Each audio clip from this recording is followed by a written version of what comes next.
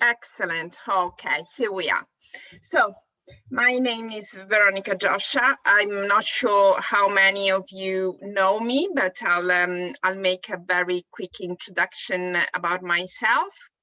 I am a counseling psychologist here in London, and I've been working for the NHS for many years, and I've got my private practice. I've put on the chat of the video a link to this recording. I've got a YouTube channel, so whenever you want, you can watch it again. Hopefully, you might find some useful ideas.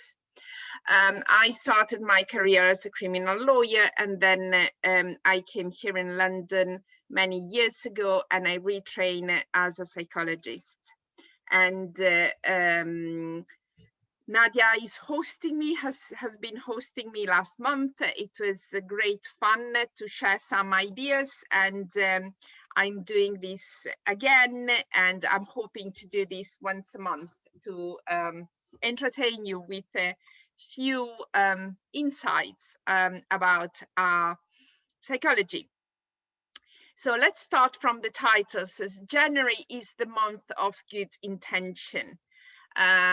We all know that at New Year's Eve is the time when we have that wish, that plan, that project, and usually we set ourselves a goal.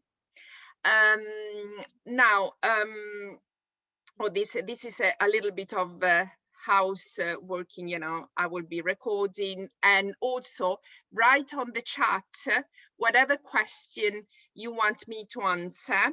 At the end of this session, I will leave let's say 15 minutes to answer questions and welcoming any comments. And also, please write anything that might be of interest to you so that I can choose a relevant topic for next time, something that's, that you like. This is the YouTube channel. You have it on the chat, so you can copy, and I'm hoping that you will follow me. So, reasons why a good intention fail.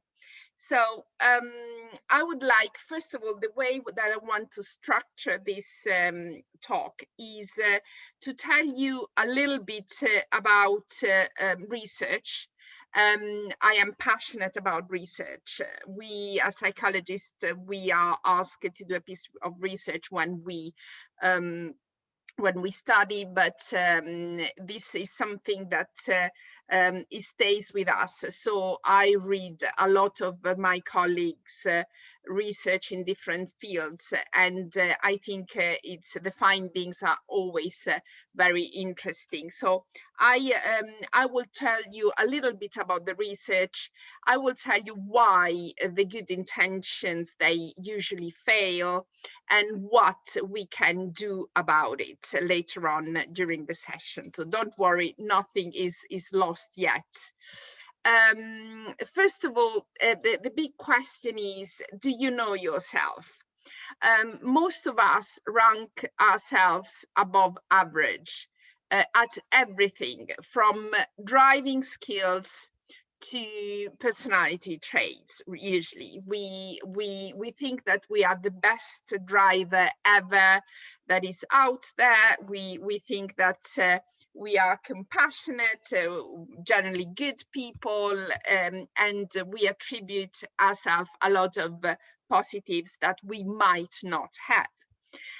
In fact, I think that I want to share with you some of the findings that are at the same time funny and worrying in a sense.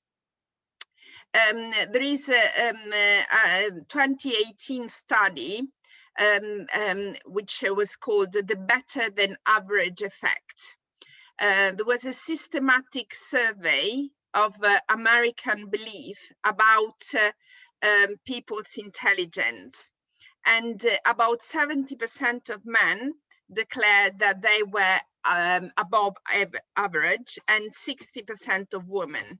And they all said, they all agreed with the statement, I'm more intelligent than the average person. Now, of course, an average means that 70% and 60% doesn't really make sense. So the researcher concluded that Americans' self-flattering beliefs about intelligence are alive and well. But they're not the only one, because there is another study of 2019 that found that generally we overestimate our intelligence IQ by 30 points on average. And also we tend to we tend to overestimate our romantic partner intelligence much more than us. So, you know, this is another interesting study.